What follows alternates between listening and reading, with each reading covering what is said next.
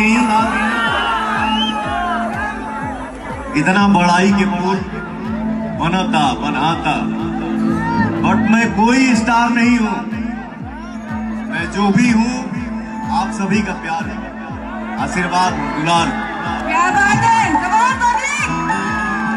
Stardom होता क्या है ये मुझे पता ही नहीं।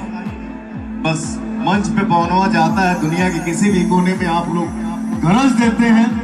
बेहद खूबसूरत अभिनेत्री, talented superstar Anjana Singh ma'am भी पवन जी के साथ यहाँ है। साथ ही साथ इस फिल्म के प्रोड्यूसर मिस्टर राम शर्मा साहब भी आए। जी हाँ दोस्तों, तालियां बजती रहनी चाहिए भाई, मजा हो रहा है, काम की बात है।